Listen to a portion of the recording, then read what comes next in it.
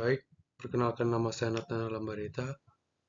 Dalam video kali ini saya akan menjelaskan tentang sistem fluida hidrolik. Pengertian fluida hidrolik. Jadi fluida hidrolik ini adalah cairan yang digunakan untuk mentransfer daya dalam sistem hidrolik. Fluida hidrolik dapat juga berfungsi sebagai pelumas maupun pendingin dalam permesinan. Berbeda hal dengan pneumatik yang menggunakan udara dalam mentransfer daya. Pengaplikasian dalam fluida hidrolik. Jadi fluida hidrolik ini bisa kita temukan pada berbagai alat berat maupun di kehidupan sehari-hari. Contohnya itu seperti ekskavator, dump truck, rem hidrolik, dongkrak hidrolik, dan lain-lain. Lalu keuntungan dan kekurangan sistem hidrolik. Adapun keuntungan dan kekurangannya itu yang pertama itu keuntungannya sebagai penyedia energi dan bahan pelumas. Yang kedua dapat mengontrol kecepatan dan arah dengan akurat. Seperti pada dump truck ataupun ekskavator. Kemudian bersifat protektif atau dapat mencegah efek beban berlebih.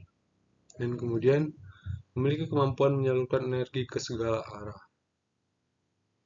Kekurangannya yaitu tidak boleh ada bagian yang mengalami kebocoran pada sistem hidrolik. Karena nanti fluidanya itu bakalan keluar dan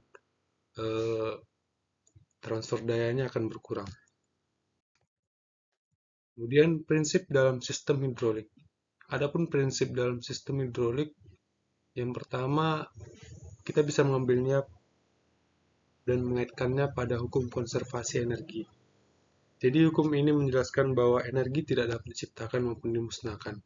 Energi hanya bisa berpindah dari satu bentuk ke bentuk lainnya. Seperti pada sistem hidrolik yang mengandalkan energi mekanik, mana gaya pada penampang 1 ditransfer ke gaya penampang 2. Dan kemudian ada prinsip dari hukum Pascal. Jadi hukum ini berbunyi tentang tekanan yang diberikan pada zat cair dalam ruang tertutup diteruskan ke segala arah dengan sama besar. Jadi hukum ini memiliki rumus P atau dayanya itu sama dengan F1 per A1 sama dengan F2 per A2. Jadi F1 ini merupakan gaya 1, A1 ini merupakan luas penampang pada daerah pertama. Begitu juga dengan F2 dan A2-nya. Jadi didapat kesimpulan kalau misalnya gaya yang diterima pada A1 ini ingin kecil, maka kita bisa menyesuaikannya pada luas penampang di A1 dan juga luas penampang di A2. Jadi misalnya gaya pertamanya ingin kecil. Nah, luas penampangnya itu juga harus kecil untuk menggerakkan gaya kedua yang mana bebannya itu lebih besar.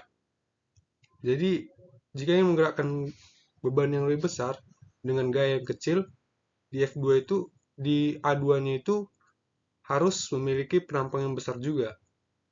Jadi hukumnya bisa dibilang linear. Oke. Kemudian komponen dalam sistem hidrolik. Adapun komponennya itu yang pertama reservoir atau biasa dikenal dengan tangki. Digunakan sebagai tempat penyimpanan atau penampungan fluida. Kemudian pompa.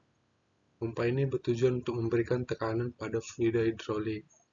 Dan pipa saluran sebagai jalur lewatnya fluida bertekanan.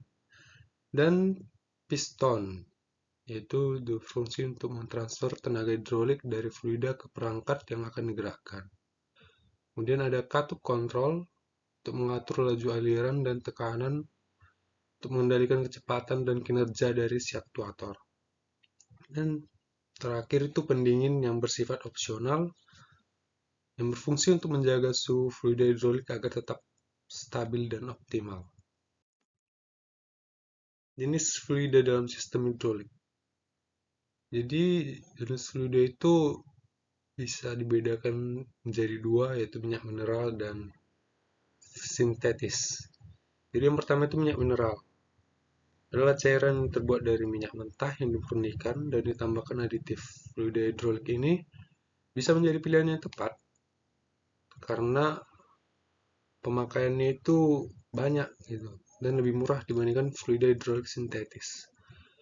Namun memiliki sifat yang mudah terbakar. Jadi dia tidak cocok pada pengaplikasian yang dekat dengan api ataupun bertekanan tinggi, tekanan suhu tinggi gitu. Adapun beberapa kelebihannya itu dapat melindungi sistem hidrolik dari korosi, kehausan, dan kontaminasi air, meningkatkan indeks viskositas sehingga lebih tahan terhadap perubahan suhu, dan memiliki sifat demulsifikasi oli yang baik. Jadi pulmasnya ini, demulsifikasi ini maksudnya itu pulmasnya itu tidak gampang tercampur dengan air. Terus tambahan dengan fluida minyak mineral ini dia lebih ramah lingkungan dibanding sintetis. Kemudian contoh pengaplikasiannya yaitu pada dongkrak hidrolik, dump truck, dan power steering. Dan kemudian ada jenis fluida minyak sintetis. Jadi cairan hidrolik ini terbuat dari oli dasar yang diproduksi secara kimia.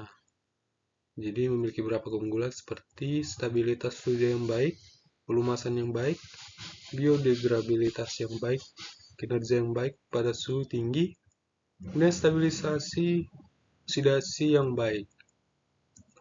Fluida hidrolik dapat menjadi pilihan tepat untuk mesin yang berpotensi pada suhu yang sangat tinggi ataupun rendah dan bertekanan tinggi. Tetapi fluida hidrolik ini memiliki beberapa kelemahan, yaitu harganya yang lebih mahal, tidak cocok dengan segel tertentu, dan juga berpotensi sangat beracun. Contohnya itu seperti aerosol fluid 31 yang digunakan dalam pesawat terbang. Oke, sekian presentasi saya. Apabila ada kesalahan, mohon dimaafkan. Akhir kata saya ucapkan terima kasih dan salam sejahtera buat kita semua.